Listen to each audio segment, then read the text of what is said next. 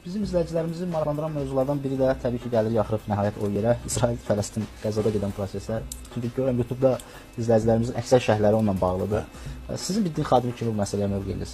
Ümumiyyətlə, din xadimləri ədalət mövqeyindən çıxış etməlidir və Azərbaycan da bu məsələdə ədalətin tərəfindədir. Azərbaycan ümumiyyətlə öz işğala məruz qalan bir ölkə kimi işğalın əleyhinədir və təbii ki, orada baş verənlər də hər bir müsəlmanı narahat edir.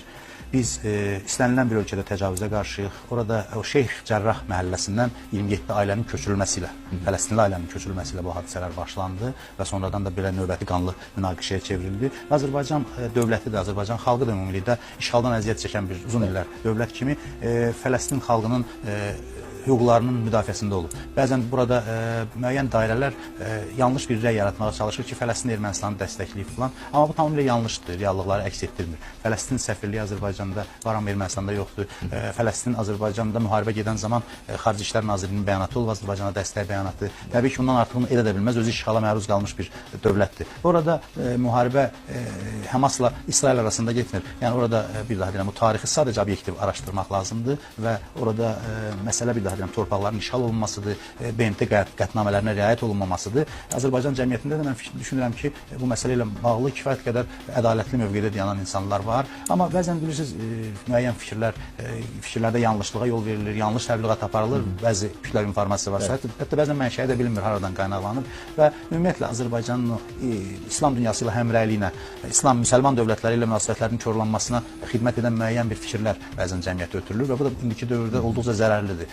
Dinimiz də təcavüzə qarşı olmağa dəvət edir. Dinimiz hətta fərqli, başqa dində olan insanlara qarşı ədalətli davranmağımıza dəvət edirsə, Azərbaycan xalqı, müsəlman xalq olaraq həm müqəddəs torpaqlar olan, Qüds müsəlmanlar üçün də müqəddəs bir məkandır və o müqəddəs torpaqlara olan öz müsbət münasibətini ortaya qoyur. Həm də bir daha deyirəm, təcavüzə qarşı olduğunu Azərbaycan xalqı ortaya qoyur və Azərbaycan dövləti də bir daha deyirəm, bu məsələ ilə bağlı dəfələrlə bəyanatlar imzalayıb və bəyanatlar səsləndirib və bununla bağlı da prezidentimizin də çıxışı var ki, prezident də Fələstin məsələsində ədalətli mövqedən çıxış etdiyimizi qeyd edib, Fələstin xalqının yanında olduğunu qeyd edib. Hər bir halda hər bir dövlət Azərbaycana, Fələstinə yardımlar olub. Hər bir dövlət təbii ki, öz siyasi maraqları kontekstində münasibətlər qurur ölkələrlə, amma eyni zamanda ədalətə də riayət etmək önəmlidir. Çünki ədalət prinsiplərinə riayət edən dövlətlər daha hörmətli olur, onların çəkisi daha artıq olur və Azərbaycan da özü ədalətsizliyin uzun illərdir qurbanı olduğu üçün həmişə ədalət mövqeyindən çıxış edib və bir daha deyirəm, beynəlxalq qanunların heç birinə riayət olunmur. Fələstin-İsrail münaqişəsində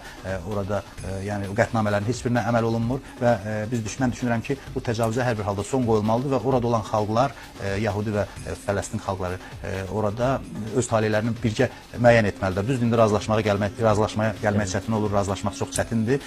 Ta ən uzun müddətli münaqişədir bu. Və bunun həllini tapması üçün əsrlərdir davam edir və nə qədər insan qətlə yetirilir, günahsız uşaqlar öldürüldü bu yaxın günlərdə, günahsız insanlar qətlə yetirilir və təbii ki, biz bunları pisləyirik və bu məsələnin tezliklə ədalətli həllinə tərəfdar olduğumuzu ifadə edirik. Bu bizim həm müsəlman kimi borcumuzdur, həm də ədalət mövqeyindən çıxış etsək Azərbaycan dövləti və xalqı bu mövqedə ardıcıl olaraq belə bir mövqedə. Niyəsə həmişə Fələstinin ermənipərəst, xüsusən də bu Yasir Ərəfat Fələstin Azadlıq Təşkilatının ermənipərəst olduğunu iddia edirlər. Bununla bağlı konkret bir fakt da yoxdur. Konkret fakt yoxdur. Bəzi görüntülər verilir, o keşiş erməni keşişi deyilmiş, məsələn orada görüntüdə olan. Və yaxud da ermənilər ola bilər, orada yaşayır və öz Ermənistana hansısa dəstək verir. Amma dövlət səviyyəsində ya Fələstinin rəsmi qurumları heç zaman Ermənistana hər hansı bir dəstək verməyib. Bununla bağlı heç bir fakt da yoxdur. Və bu yaxınlarda Azərbaycanda politoloqlar da bununla bağlı çıxış etdi, mən izlədim. Həqiqətən də Azərbaycan bu məsələdə konstruktiv mövqedə dayanıb, digər beynəlxalq münaqişələrlə bağlı olduğu kimi burada da. Əlbəttə. Üstəlik, bizdə sadəcə bəzi fikirləşənlər var ki, İsrail bizim dostumuzdur və 45 günlük müharibədə də bizə dəstəyini ifadə edib. İsrailin pilotsuz uçan aparatları Azərbaycanın müharibədə çox böyük kömək olub.